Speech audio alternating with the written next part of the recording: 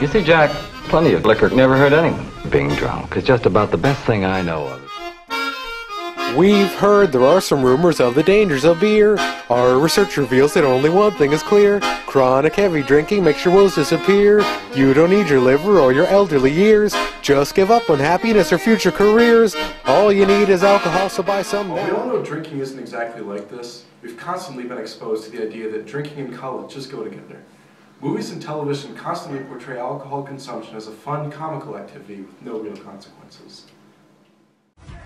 This is a clip from the 2003 movie Old School.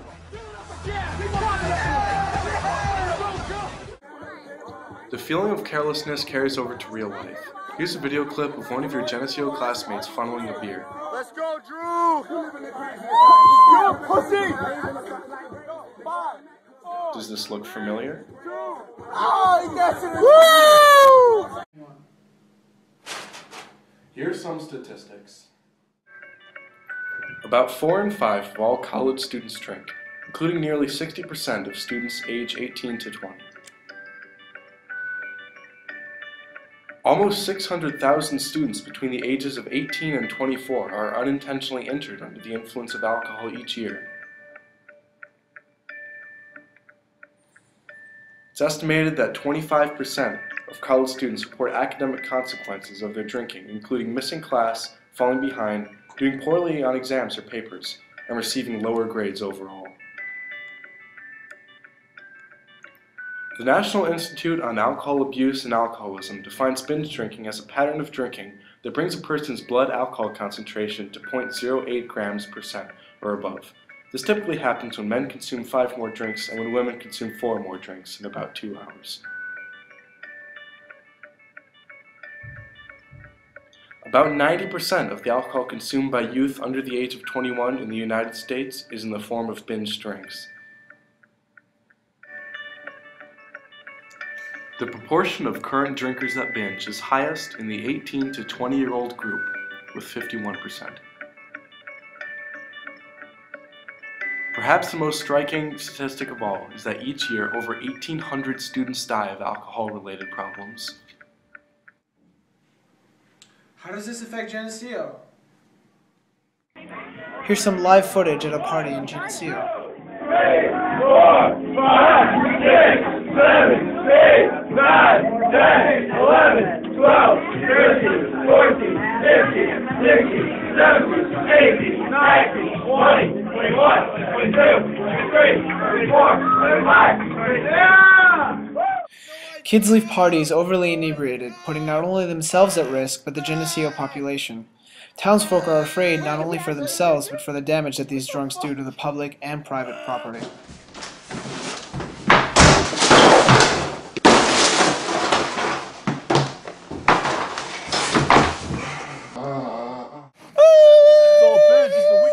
However, noise complaints aren't the biggest issue at Geneseo. Daniel Weck quietly appeared in Livingston County Court last week, pleading guilty to taking part in the drinking activities that ultimately led to the death of fellow student Armin Partamian. Weck pled guilty to unlawfully dealing with a child and will have to spend weekends at the Livingston County Jail for the next 3 months. We met with Caitlin, the girl who called the police for Armin the night he died, to discuss his last evening. Armin started drinking at 10 in the morning, and had continued all day until the time that Caitlin saw him at 10 o'clock that night. Armin was being hazed as part of pledging for the Pigs Drinking Club. It was clear that he was intoxicated, and things only got worse when he started throwing up from being forced to drink a bottle of vodka. Caitlin had wanted to call the cops, but her friends made her feel stupid for wanting to get involved. It wasn't until later that night Caitlin called the cops, although nobody took it seriously. Both the university police and 911 didn't respond well. After puking, Armin passed out and was left by a student to sleep off his alcohol in a bedroom. The next morning, Armin was found dead by a different student, and cops finally came. So what needs to change? Police tactics? We also interviewed the chief of the Geneseo Police Department, Eric Osganian. He told us that police patrol tactics haven't changed since Armin's death, but it's just more visible. The police receive a $20,000 grant to fight alcohol-related crimes, $10,000 of which is used to have more patrols on the weekends. In addition, a bill was passed in November to give amnesty for a student calling for a drunk friend as long as they didn't provide them with the alcohol. Even from a student's point of view, the police is doing all they can to try to combat Geneseo's drinking problem. Partamian's death shook the Geneseo campus last spring. His blood alcohol level at .55 when he was found dead inside the off-campus house of the independent fraternity known as the Pigs. As the new school year begins, students have noticed more police presence. Drinking-associated crimes are one of the top 3 problems that Geneseo has, with the most tickets getting issued at the beginning of the academic year. He was insightful in regard to the townspeople's role in helping solve the problem, which is through support of alcohol education and awareness programs through the police.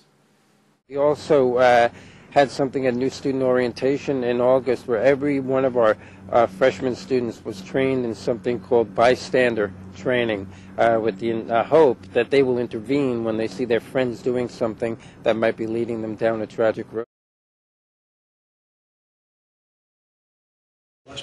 Do you believe an event such as Armin's death is going to repeat itself? It could easily, yes.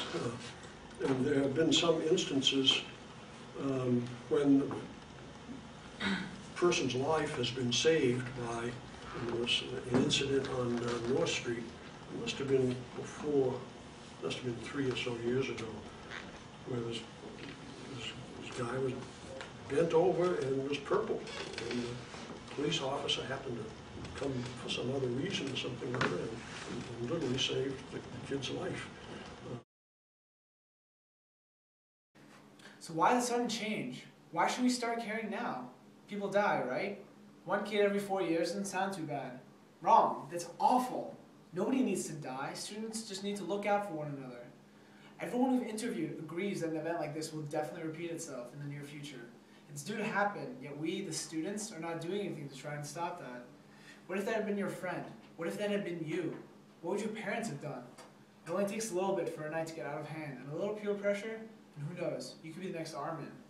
But not everyone appears to be getting the message. I-Team 10 has learned that grand jury subpoenas recently went out regarding an incident that occurred at this fraternity house on September 8th. Sources tell us 4 underage students were taken to the hospital that night after drinking too much during a pledge event here at the DK House, a recognized fraternity at Geneseo.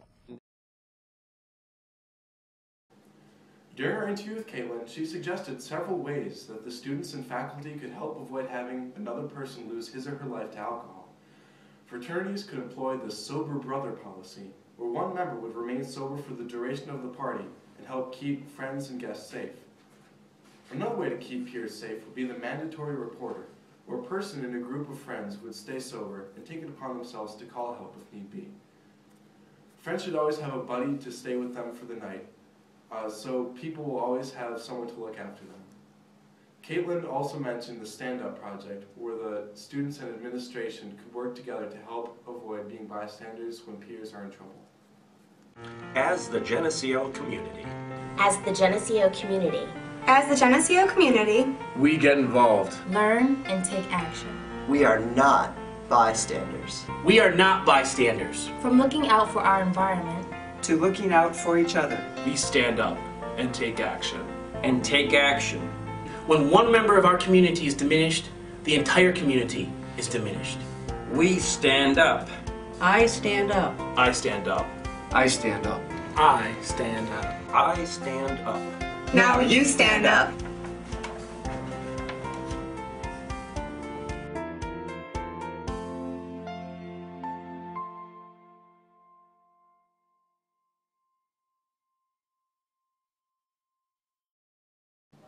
When we had the mayor in for the interview, he gave us this pamphlet called Be a Good Neighbor, which is filled with a bunch of great information on ways to avoid having problems with the townspeople and being safe when having parties.